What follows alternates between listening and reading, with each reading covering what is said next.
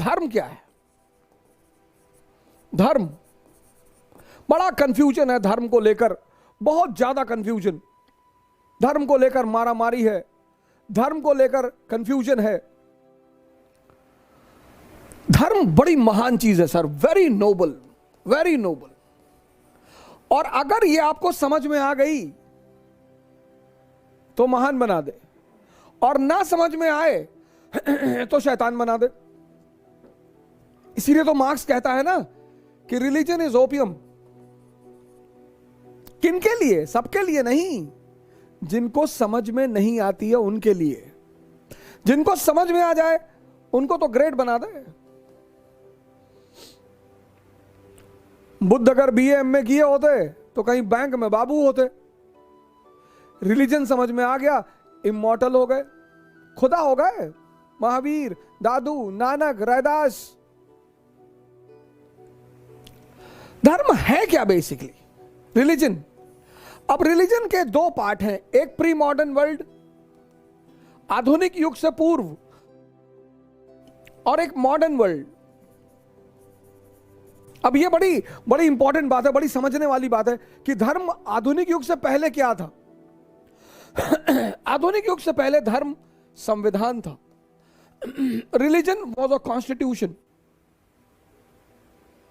Bible, Vedas, Quran, इनको क्या बोलते थे? अपौरुषे, not written by human being, written by God.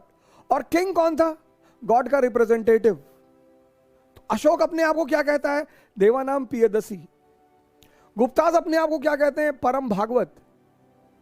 Akbar अपने आप को क्या कहता है? जिल्ले इलाही।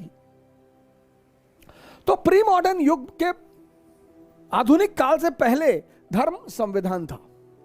कौन इंप्लीमेंट करता था संविधान को? राजा। लेकिन आज मैन मेड संविधान है, आदमी द्वारा रचित संविधान। और इस आदमी द्वारा रचित संविधान की, लिखित संविधान की कहानी कहां, लिखित संविधान की कहानी कहां से शुरू हुई? यूनाइटेड स्टेट्स ऑफ अमेरिका से, 1787। तो आज धर्म जो है वो संविधान का दर्जा खो चुका है। आज धर्म संविधान नहीं है। Today religion is not constitution. हाँ, कुछ कंट्रीज हैं जिन्होंने रिलीजन को अभी भी कॉन्स्टिट्यूशन बना रखा है, पर वो उन्हें नुकसान कर रहा है। It's harming them. धर्म का जो दूसरा फंक्शन था, पहला संविधान, दूसरा था ह्यूमन मैनेजमेंट, आदमी का संचालन। जिंदगी पूरी, पॉलिटी, सोसाइटी, इकोनॉमी, सब धर्म से जुड़ी हुई थी। तो धर्म में सामाजिक नियम थे। एक तो संविधान, दूसरा जो धर्म का पहलू है, दूसरा जो धर्म का सबसे इंपॉर्टेंट पहलू है, जिसको बहुत सारे लोग नहीं समझते, वो है ह्यूमन ट्रांसफॉर्मेशन। ये दूसरा सबसे बड़ा पहलू है धर्म का, ह्यूमन ट्रांसफॉर्मेशन। बहुत बड़ा ह्यूमन ट्रांसफॉर्मेशन। अब ये क्या है ह्यूमन ट्रांसफॉर्मेशन? तुम एक वर्ड सुनते होगे, कन्वर्जन। अरे वो मुसलमान बना रहे हैं, वो हिंदू बना रहे हैं, वो ईसाई बना रहे हैं। सर वो सब फेक कन्वर्जन है। कन्वर्जन दो तरह से है। ईसाइयों ने, क्रिश्चियनों ने बड़ा कन्वर्जन पर जोर दिया, मुसलमानों ने कन्वर्जन पर जोर दिया। हिंदू एक कौम है जिसने कन्वर्जन पर जोर दिया ही नहीं। जबकि किसी भी धर्म का जो बेसिक प्रिंसिपल है वो है कन्वर्जन। बड़ी अजीब सी बात है ये। The basic principle of every religion is conversion. Hindu धर्म का भी है कन्वर्जन, बेसिक प्रिंसिपल। इस्लाम का भी है, क्रिश्चियनिटी का भी है, सबका है। तो कैसा कन्वर्जन? हम सब जब पैदा होते हैं तो अपने सेंसस पे रहते हैं, नरेंद्र अपनी सेंसेस पे है, और दूसरा है कॉन्शियस, चेतना। रिलीजन बहुत बड़ा मुद्दा डिस्कस करने जा रहा हूं। रिलीजन अल्टीमेट चीज, अल्टीमेट। अब देखो नरेंद्र, एक बर्थ आपको किसने दिया? मदर ने। हम सब सेंसस पे पैदा होते हैं, सेंसस पे जीते, पर सेंसस जो है वो लिमिटेड है। 40 साल तक अच्छा खाना खा लोगे, 50 साल तक अच्छा खाना खा लोगे, फिर डायबिटीज हो जाएगी, हाई ब्लड प्रेशर हो जाएगा, फिर डॉक्टर कहेगा कि देखो मीठा मत खाना, फिर क्या करोगे? तो 50 साल के बाद अगर 30 साल और जिंदा रहे, जो कि रहोगे, 50 और रहोगे, तो वो तो नर्क हो गया ना। जो भी सेंसस पे सिर्फ जिएगा वो अंतिम में आईसीयू पहुंचेगा। तो हर व्यक्ति, हम सब किस पे पैदा होते हैं? सेंसस पे। सेंसस की क्या है? लिमिटेशंस हैं। तो यू गॉट अ गुरु। कौन सा गुरु? स्वामी रामकृष्ण परमहंस। तो नरेंद्र को कौन मिल गया? स्वामी रामकृष्ण परमहंस। और नरेंद्र बन गए स्वामी विवेकानंद।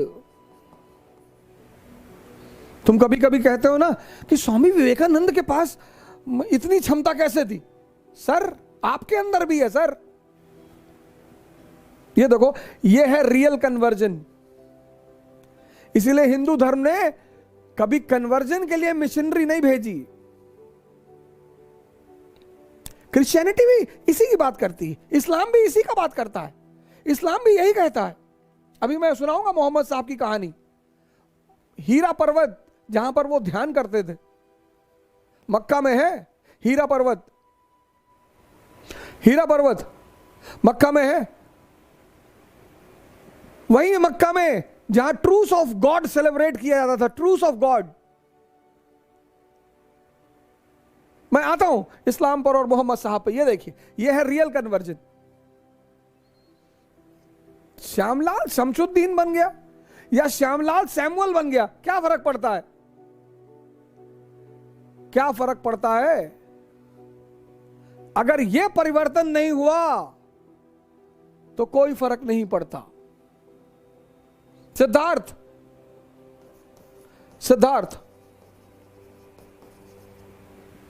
अलारकामा मिल गए और सिद्धार्थ बन गए बुद्ध। इसीलिए डॉक्टर अंबेडकर ने बुद्धिज्म को पकड़ा, क्योंकि बुद्धिज्म का सोल मोटिव है conversion from senses to conscious. Varthaman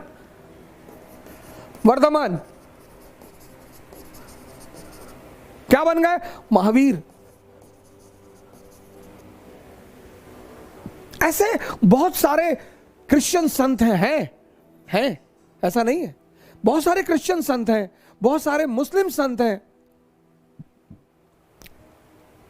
जैसे हिंदुइज्म कहता है कि हर व्यक्ति शूद्र के रूप में पैदा होता है। हर व्यक्ति, anyone who is living on his senses is a शूद्र।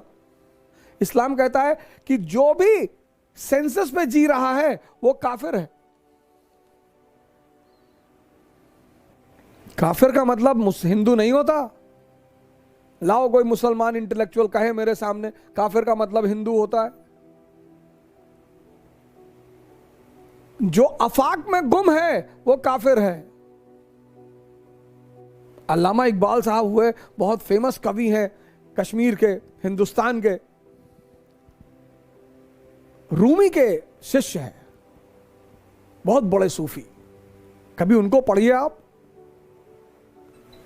तो शूद्र अगर गुरु के संपर्क में आएगा तो क्या बनेगा? ब्राह्मण। काफिर अगर गुरु के संपर्क में आएगा तो क्या बनेगा? मुसलमान। यह है कन्वर्जन का मतलब। ये है रिलीजन। तो रिलीजन के दो रोल थे, एक संविधान, एक ह्यूमन ट्रांसफॉर्मेशन। तो जो संविधान वाला रोल था वो आज खत्म हो गया। आज क्या है? Man made constitution. लेकिन ये रोल आज भी है।